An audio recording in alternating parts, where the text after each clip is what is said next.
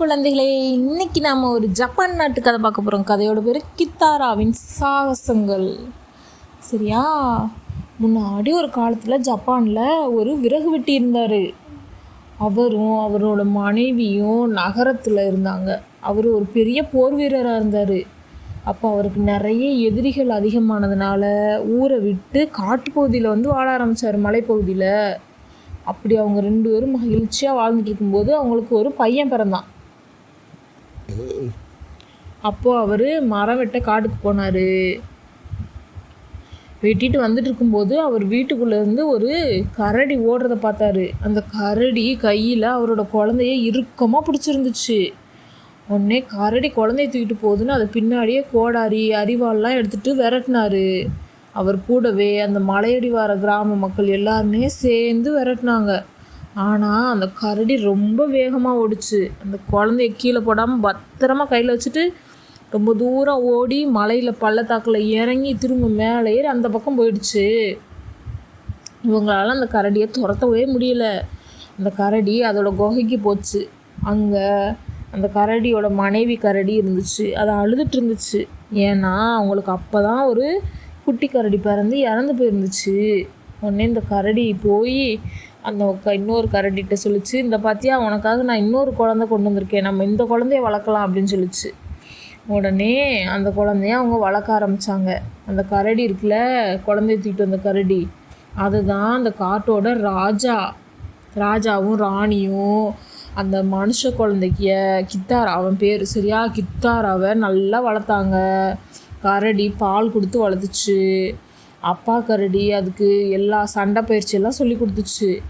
அந்த பையன் 5 வயசு ஆகிறதுக்குள்ளேயே நரி கூட ஓனாய் கூட எல்லாரு கூடயும் சண்டை போட்டு ஜெயிச்சிட்டான்.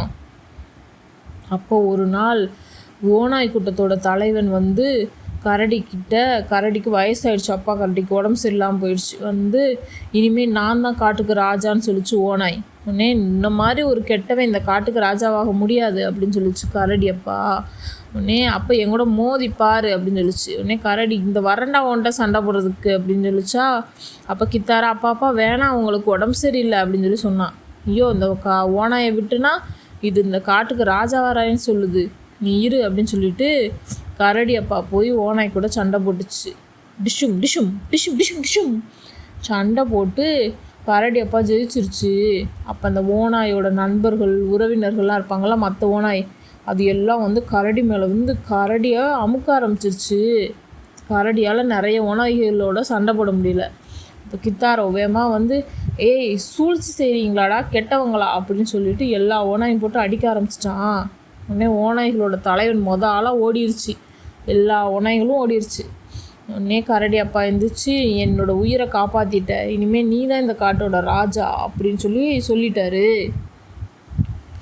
உடனே எல்லா விலங்குகளும் கித்தாராவை ரொம்ப பிடிக்குமா, அவங்களாம் ரொம்ப மகிழ்ச்சியாக இருந்தாங்க.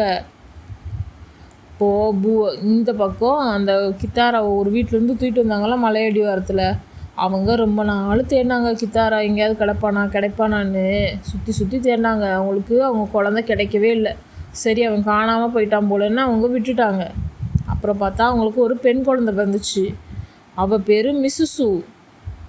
மிசுசு கழுத்தில் அவங்க அம்மா வெள்ளை கலரில் ஒரு பவள டாலரை அனுபவிச்சாங்க.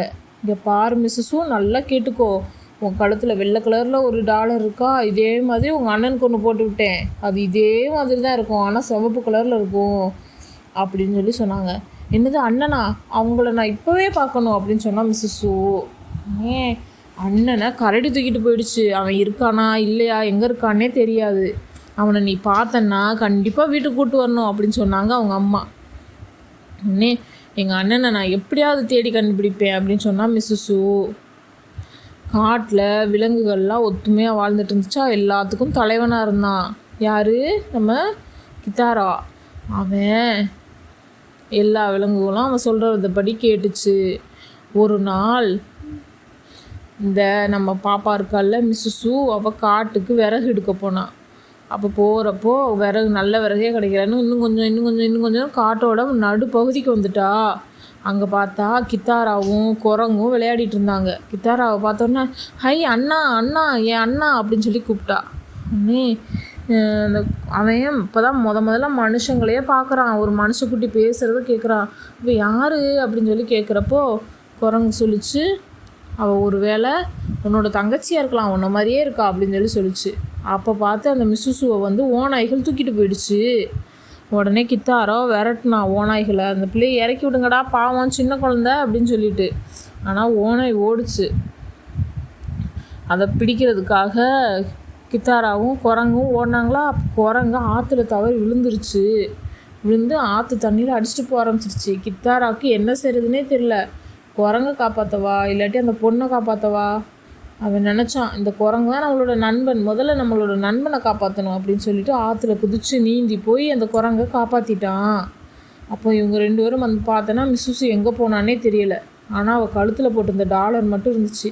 இதை பாரு, நான் கழுத்தில் போட்டிருக்க மாதிரியே இருக்குது அப்படின்னு சொல்லி குரங்கிட்ட காமிச்சான். உண்மையிலேயே உன் தங்கச்சி தான் போல, நீ சிவப்பு கலரில் போட்டிருக்கா, அவள் வெள்ளை கலரில் போட்டிருக்கா, ரெண்டும் ஒரே மாதிரி இருக்குது அப்படின்னு சொல்லிச்சு குரங்கு.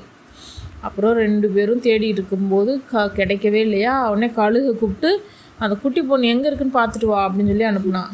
கழுகு வானத்தில் பறந்து பார்த்துச்சா. இப்போ ஓநாய்கள் அவங்களோட கோட்டையில் அடைச்சி வச்சுருக்காங்க அந்த பொண்ணை அப்படின்னு சொல்லிச்சு. உடனே கித்தாராவும் குரங்கும் கழுகும் அந்த கோட்டையை நோக்கி போனாங்க. இவங்க போய் ஓநாய்களோட சண்டை போட்டு இருக்கும்போது அங்கே தீ பிடிச்சிருச்சு.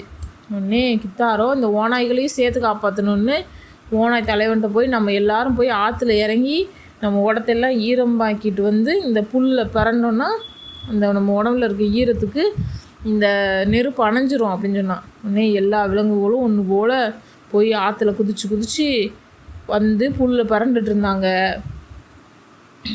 அப்போது காட்டில் தீப்பிடிச்சதை பார்த்து மிஸ்ஸுவோட அப்பா வந்துட்டார். அவரோட விறகு வெட்டிகளை கூப்பிட்டு வந்து அங்கே இருக்கிற நிறைய மரங்களை வெட்ட ஆரம்பித்தார். உடனே விலங்குகள்லாம் அப்பா நல்ல வேலை இந்த மனுஷன் வந்து நம்மளை காப்பாற்றிட்டாருன்னு விலகினாங்க. அப்போ மிஸ்ஸு ஓடி வந்து அப்பா நல்ல நேரத்தில் நீங்கள் வந்தீங்கப்பா, நான் நம்மளோட அண்ணனை கண்டுபிடிச்சிட்டேன் அப்படின்னு சொல்லி சொன்னான். உடனே பார்த்தா அவன் அவங்களோட பையன்தான். உடனே அவங்க அப்பா இருந்துட்டு கித்தாராவை அவங்க வீட்டுக்கு கூப்பிட்டாரு. அவனுக்கு அவங்க என்ன பேசுகிறாங்கன்னே புரியல. அவர் சைகை மொழியில் நீ தான் எங்கள் பையன், இந்த கரடி அவங்களை தூக்கிட்டு வந்துருச்சு அப்படின்னு சொல்லி பேசினார்.